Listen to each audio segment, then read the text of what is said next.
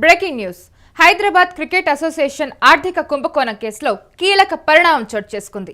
HCA కేసులో 5 నిందితులను CID కస్టడీకి తీసుకోనుంది. నిందితులను 6 రోజుల పాటు కస్టడీకి అనుమతించడంతో చెర్లపల్లి జైలు నుంచి అదుపులోకి తీసుకోనున్నారు. హెచ్సీఏ క్లబ్స్ లో అవకతవకలు, అలాగే గత హెచ్సీఏ ఎన్నికల్లో చోటు చేసుకున్న పరిణామాలపై ప్రధానంగా ప్రశ్నించనుంది సిఐడి. అయితే హెచ్సీఏ అధ్యక్షుడు Jaganmohan Rao, HCA CEO Sunil, HCA treasurer Srinivasarao, Srichakra cricket club secretary Rajender Yadav, అలాగే Srichakra cricket club president Kavitha Yadav ను విచారించనుంది సిఐడి. ఈ 5 నిందితుల బెయిల్ పిటిషన్ ను కొట్టివేసిన మల్కాజ్గిరి కోర్టు 6 రోజుల పాటు కస్టడీకి అనుమతించింది. హెచ్సీఏ స్కామ్ లో అరెస్ట్ చేసిన 4 నిందితులతో సహా అధ్యక్షుడు జగన్మోహన్ రావుకు సిఐడి అధికారులు కస్టడీ కోరింది. అయితే దీంతో మల్కాజ్గిరి కోర్టు 6 రోజుల కస్టడీకి అనుమతించింది. ఇప్పటికే చెర్లపల్లి జైల్లో ఉన్న నిందితులను జూలై 21 వరకు సిఐడి కస్టడీలో ఉంచేందుకు అనుమతించిన కోర్టు దర్యాప్తు వేగవంతం కావాలని సూచించింది. నిందితులను చెర్లపల్లి జైలు నుంచి సిఐడి అధికారులు కస్టడీకి తీసుకోనున్నారు. హెచ్సీఏ నిధుల దుర్వినియోగం, అక్రమ లావాదేవీలపై విచారణ మరింత లోతుగా జరగనుంది. కోర్టు అనుమతితో సిఐడి అధికారులు ఆర్థిక రికార్డులు, సాక్ష్యాలు సేకరించనున్నారు. అయితే ఇప్పటికే నకిలీ పత్రాలతో జగన్మోహన్ రావు శ్రీచక్ర క్రికెట్ క్లబ్ ఏర్పాటు చేసినట్లు సిఐడి విచారణలో తేలింది.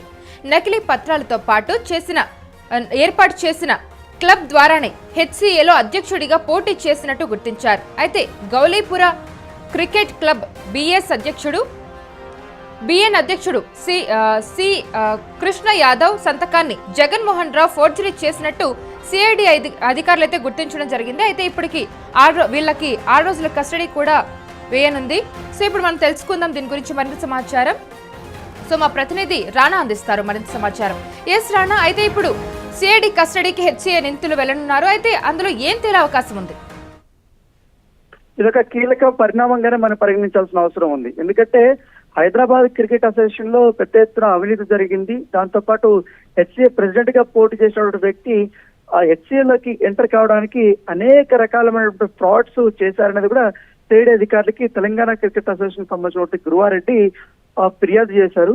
ఆయన ఫిర్యాదు మేరకు సిఐడి అధికారులు అన్ని కోణాల్లో విచారించిన తర్వాత దానికి సంబంధించిన ఎవిడెన్స్ అన్ని దొరికాయి. సో ఎవిడెన్స్ దొరికిన తర్వాత పూర్తి స్థాయిలో అంటే హెచ్సీఏలో ప్రెసిడెంట్ తో పాటు ఇతర వ్యక్తులు కూడా చాలా మంది కూడా దీంట్లో ఇన్వాల్వ్ అయ్యారు కాబట్టి వారందరినీ కూడా అరెస్ట్ చేశారు. దానితో పాటు ఈ గౌలిపుర శ్రీచక్ర క్రికెట్ క్లబ్ ఏదైతుందో దాంట్లో ఆ డాక్యుమెంట్స్ పక్కగా వీళ్ళు ఫోర్జరీ చేసే సంతకాన్ని మాజీ మంత్రి కృష్ణ యాదవ్ సంతకాన్ని ఫోర్జరీ చేశారనేది కూడా వాళ్ళు తేడతెల్లమైన నేపథ్యంలో అందుకు సహకరించినటువంటి 2 వాళ్ళని కూడా అరెస్ట్ చేశారు.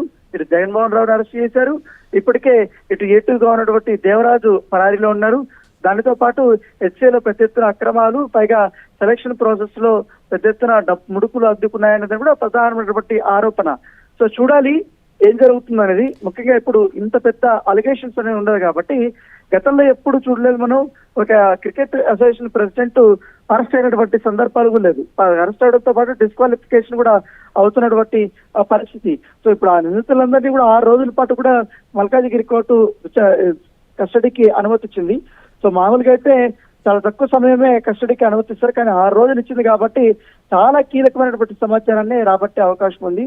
ముఖ్యంగా వీరికి సహకరించినటువంటి వారెవరు, వీరి వెనకాల ఉన్నటువంటి వారెవరు, ఎందుకు ఈ ఫోర్జరీ చేయాల్సి అవసరం వచ్చింది, దాంతో పాటు హైదరాబాద్ క్రికెట్ అసోసియేషన్ లకు ఎంటర్ అయిన తర్వాత ఈ వివాదాలకు కారణం ఏంటి, దానికంటే ముందు ఈ సన్ రైజర్స్ హైదరాబాద్ తో జగన్మోహన్ రావుకు ఉన్నటువంటి గొడవ గురించి కూడా సిఐడి అధికారులు క్వశ్చన్ చేసే అవకాశం ఉంది. దీని మీద ఎక్కువగా ఫోకస్ చేసే అవకాశం ఉంది. గతంలో అనేక రకాల ఆరోపణలు వచ్చాయి. ఎందుకంటే అప్పట్లో కార్పొరేట్ బాక్సుల్ని వీళ్ళు లాక్ చేసేయడం కానీ, ఆ తర్వాత ఎస్ఆర్హెచ్ మేము వెన్యూని ఇక్కడ నుంచి మార్చుకొని వేరే ప్లేస్ కి వెళ్తామనేది కూడా చాలా సీరియస్ కామెంట్స్ చేసింది. తర్వాత అప్పట్లో విజిలెన్స్ ఎంక్వైరీ కూడా ప్రభుత్వం వేసింది. టికెట్ల గోల్మాల్ కూడా పెద్ద ఎత్తున జరిగిందనేది కూడా వారి ప్రధానమైన ఆరోపణ. సో వీటన్నింటి మీద కూడా విజిలెన్స్ ఇప్పటికే ఒక రిపోర్ట్ కూడా తయారు చేసి సిఐడి ఇటు ప్రభుత్వానికి కూడా అందజేసింది. సో ప్రభుత్వానికి అందజేసినటువంటి ఈ యొక్క రిపోర్ట్ కూడా సిఐడి కూడా తీసుకునే అవకాశం ఉంది. ఎందుకంటే ఇప్పుడు అందులో పొందుపరిచినటువంటి ప్రధాన ఆరోపణలు ఎదుర్కొంటున్న వ్యక్తులందరూ కూడా ఇప్పుడు అరెస్ట్ అయ్యారు కాబట్టి సిఐడి దాన్ని పూర్తి స్థాయిలో పరిశీలించిన తర్వాత మరిన్ని కేసులు నమోదు చేసే అవకాశం ఉంది. అయితే ఇప్పుడు వీరిని మాత్రం అరెస్ట్ చేశారు కాబట్టి గతంలో ప్రెసిడెంట్లుగా సెక్రటరీలుగా పనిచేసేటువంటి వారు చాలా అవినీతి కార్యక్రమాలు చేశారు. ఇప్పటికే ఏసీబీకి కేసులు కానీ, తర్వాత ఫ్రాడ్ కేసులు కానీ ఇవన్నీ కూడా వారు ఎదుర్కొంటారు. వారిపైన చర్యలు తీసుకోవాలంటూ కూడా ఒక పక్క కామెంట్స్ చేస్తున్నప్పుడు కానీ ఇవాళ మాత్రం ఈ 6 మందిని మరి కాసేపట్లో చల్లపల్లి జైలు నుంచి సిఐడి ఆఫీస్ కి తీసుకురాబోతున్నారు. దానికంటే మరొక కీలకమైనటువంటి అంశం ఏంటంటే, ఎవరైతే వీళ్ళందరి మీద కంప్లైంట్ ఇచ్చారో సిఐడికి, అదే వ్యక్తి గురువారెడ్డి ఇవాళ మరొక 2 వ్యక్తుల మీద కంప్లైంట్ ఇవ్వడానికి సిఐడి ఆఫీస్ కి రాబోతున్నారు. ముఖ్యంగా వంకా ప్రతాప్ మీద, అలాగే జాన్ మనోజ్ మీద. వీళ్ళిద్దరు కూడా హెచ్సిఏలో గతంలో నుంచి చాలా కింగ్ పిన్స్ గా ఉన్నారు, చాలా కీలకమైన వ్యక్తులు ఉన్నారు. వీరికి తెలియకుండా ఏ పని జరగదు అనేది కూడా ఆయన ప్రధానంగా చెప్తున్నారు.